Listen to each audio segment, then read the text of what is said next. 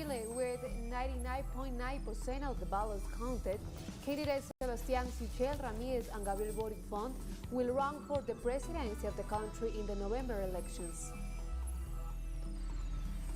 Hundreds of people have died and many others are still missing in Europe's recent floods. At least 23 people have been killed by a landslide in India's most populous city, Mumbai. Hello, welcome to TeleSUR English. I am Denise Herrera and this is from the South. In Chile, where 99.9% of the table is crowded, candidates Sebastián Sichel, Ramirez and Gabriel Boric Font will run for the presidency of the country in the November elections. The presidential pre-candidate for the social convergence party, Gabriel Boric Font, obtained more than 1 million votes, obtaining what represent 60.4% of the votes of the primary votes of the left coalition approval of the election resulting, while the independent presidential candidate Sebastián Sichel became the flag of the Chilean government coalition Vamos after obtaining more than 600,000 votes, representing 49% of the votes within the primary right. It is necessary that in a total more than 1,748,000 people voted in the primaries of the left islands, while more than 1,342,000 people participated in the primaries of the right coalition.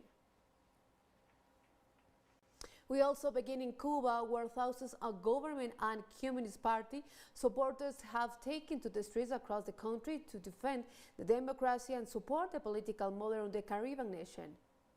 President Miguel Díaz-Canel and Cuban leaders have also joined the demonstration in the capital Havana on Saturday, where thousands of participants, mostly young, emphasized the role of the United States sanctions and the harsh economic restrictions which have caused the worst crisis on the island for decades.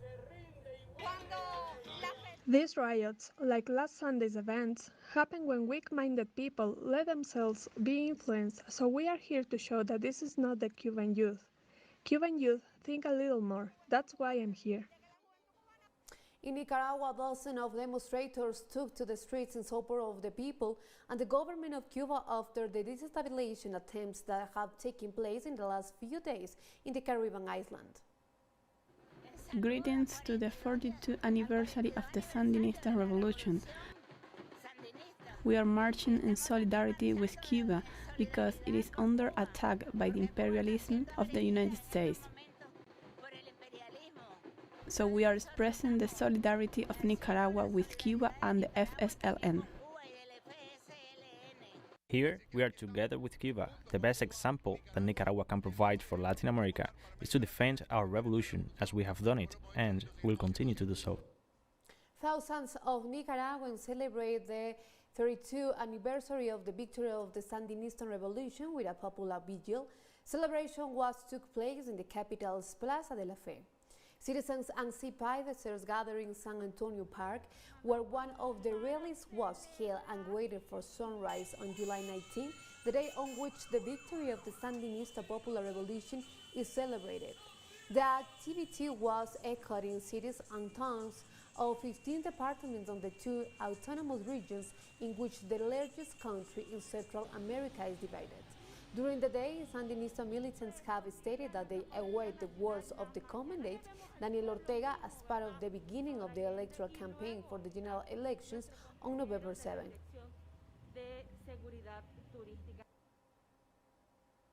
In Haiti, it was recently come to light that the plane in which First Lady Martine Moïse fled to the country was the same that transported the people behind the assassination of President Jovenel Moïse. According to the information gathered, the aircraft will be a 4-seater Cessation Mustang with the acronym property of Dominicana Elidosa. The aircraft would have been identified as the same one that transported the team that organized the assassination of the president.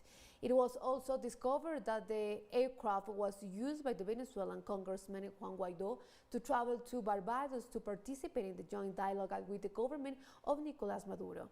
Let us remember that the First Lady arrived in the country in this aircraft, wearing a bulletproof vest after being assassinated in Miami for having received their body impacts in the ambush where her husband Jovenel Moïse was murdered. And Haiti has started a general vaccine rollout on Saturday after health workers and senior citizens were vaccinated the day before. Hospital University of Peace is heading the vaccination campaign under the supervision of Haiti's health ministry. Early this week, Haiti received the first modern vaccine batch as part of the U.S. donations to part of the COVAX program. Haiti has reported more than 19,300 confirmed coronavirus cases and more than 480 deaths, aims the biggest wave of COVID-19 cases since the pandemic began. Yes, I see that we have started well. We have made awareness where we the staff and went to the clinics not associated with a hospital to explain what the disease is and how to protect patients against it. We'll take a short break now. Don't go away.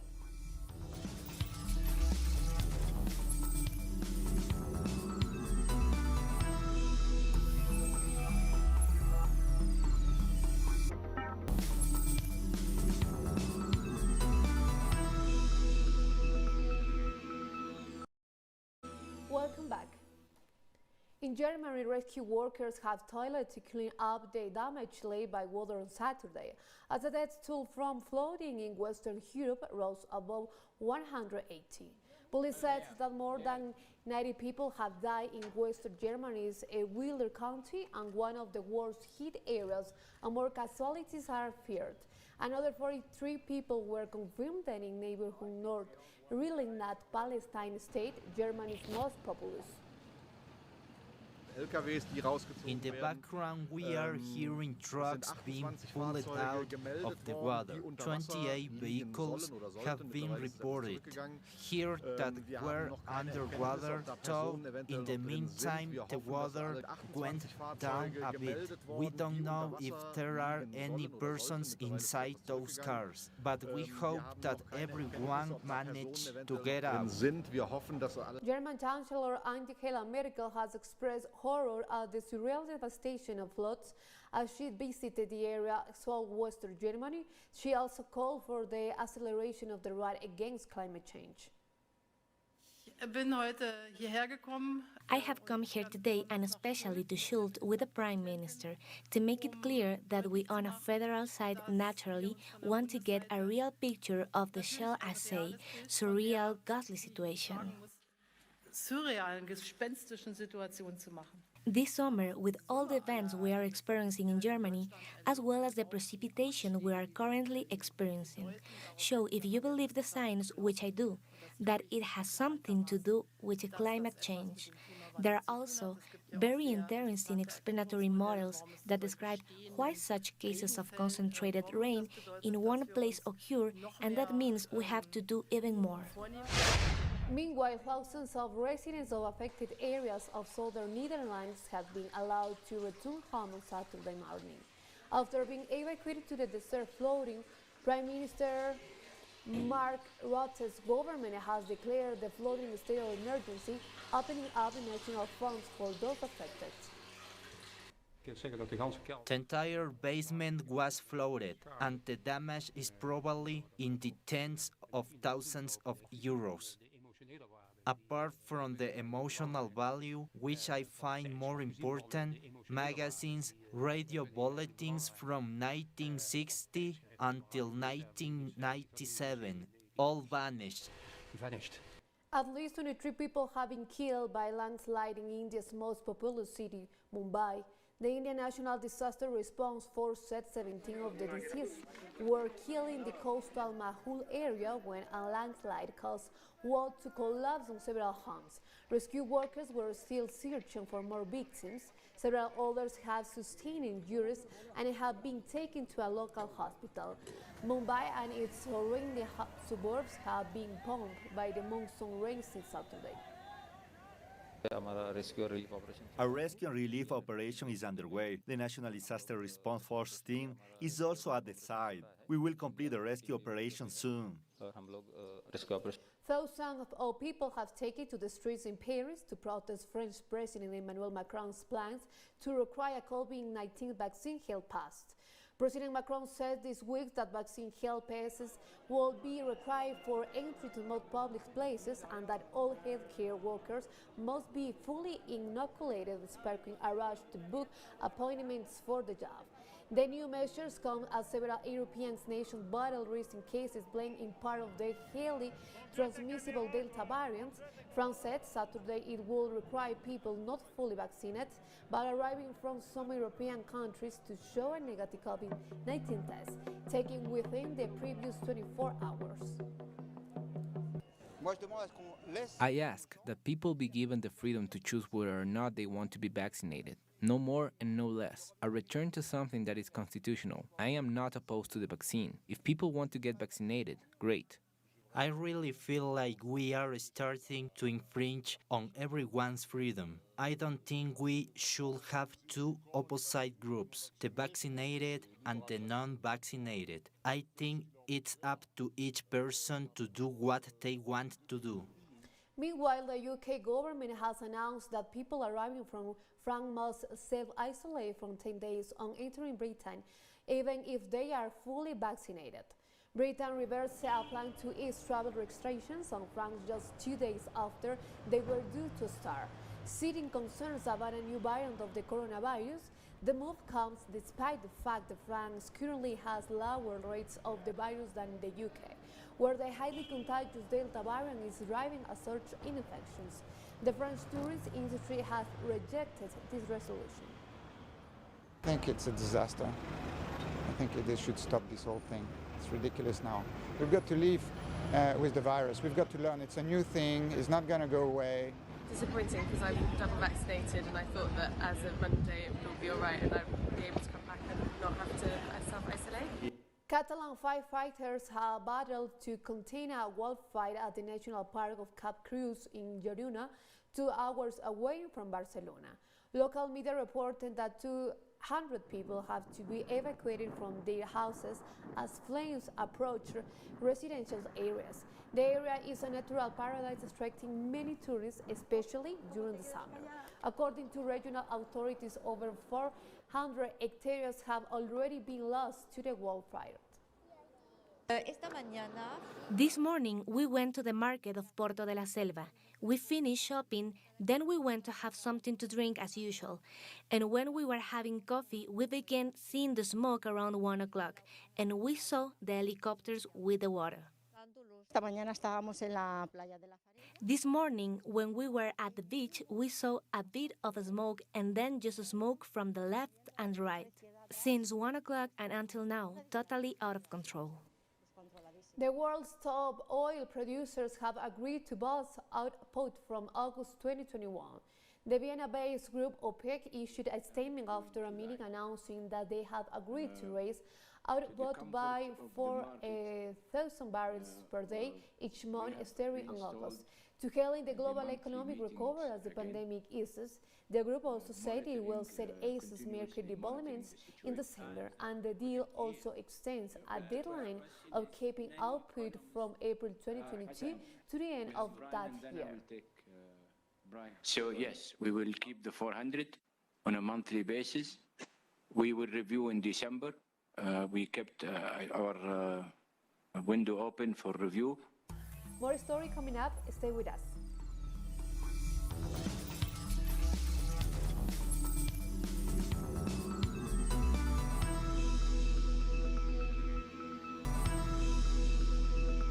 Welcome back.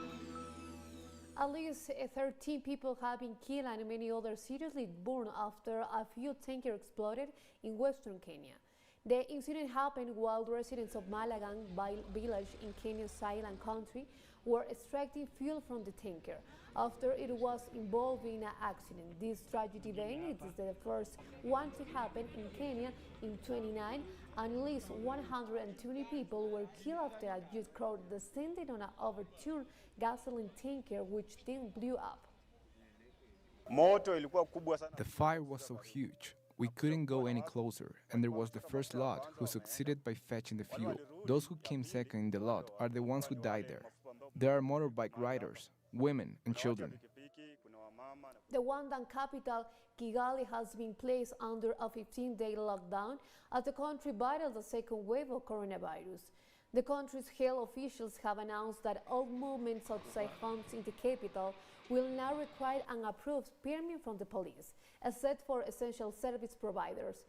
Rwanda's hospitals have been overwhelmed with recent COVID-19 cases and are faced with a critical shortage of beds and medicines. The new restrictions will last until July 76. During these 10 days, what we are going to do is fight strongly for ourselves, even if the living situation will be bad. But we have to accept the change and protect ourselves, like washing our hands, wearing a mask, observing a social distancing. When those 10 days are done, we will go back to normal. South African President Cyril Ramaphosa has issued a warning to investigators of a recent violence and looting as he joined post-riot clean-up efforts. The African leader vowed his government was going to strengthen security to avoid racial conflicts after days of unrest with several shops being violently looted. South Africa was gripped by more than a week of chaos and violence broke out after the former president Jacob Zuma was jailed for contempt of corruption commissions. More than 200 people were killed as looters attacked shops in the centers and touched the industrial infrastructure as well as local trade routers. We are all really concerned about what happened here. But we are also saying we have learned valuable lessons. We have learned important lessons. In the most important lesson, in the end, we must tighten up our security forces, but we must also ensure that the defense of our democracy is firmly in the hands of our people. Portuguese-speaking countries have expressed concern over the recent deadly in Mozambique insurgency. Members of the community of the Portuguese-speaking countries have condemned violent attacks which left thousands deaths and many families displaced in Mozambique's Cabo Delgado province. The heads of the state were meeting in Angola capital Luanda, where the African country took over the organization's rotating presidency from the Cape Verde. We condemn what is happening in Mozambique, the unqualified attacks, human and social sacrifices, but we need a joint action, whether from Africa or European countries. The CPLP has a key role to play. Afghanistan security forces have claimed they managed to recapture 24 districts that had been seized by Taliban in the past days as fighting between the two sides continues. Addressing to the media on the security situation in the country, a spokesperson for the Afghan Armed Forces General Abhal Omar Sinwari said they have retaken several districts which fell into the hands of Taliban fighters last week. The Army General called for permanently ceasefire to the conflict, but emphasized that the troops were ready for both peace or war. The people of Afghanistan permanently demand a ceasefire, but the security forces are ready for peace and war. We are ready to defend our people. A large number of the districts have been recaptured by the security forces. The total number of recaptured districts is 24. The latest talks between Afghan and Taliban representatives in Qatar has ended without any significant agreement. The delegates who met in a Qatar capital, Doha, ended the two-day meeting without reaching any positive conclusion. The team has agreed to meet yet again and resume the talks next week. They had a portrayal consensus to prevent civilian casualties in the ongoing conflict, but without mentioning a ceasefire to effectively stop the ongoing fighting. I would have expected the war to end tonight when it happened, but we had good, fruitful discussions. Okay, thanks. Thank you. We have come to the end of this new brief. You can find this and many other stories in our website at TeleSUR.net. And join us on social media for TeleSUR English. I am Denise Herrera, and thank you for watching.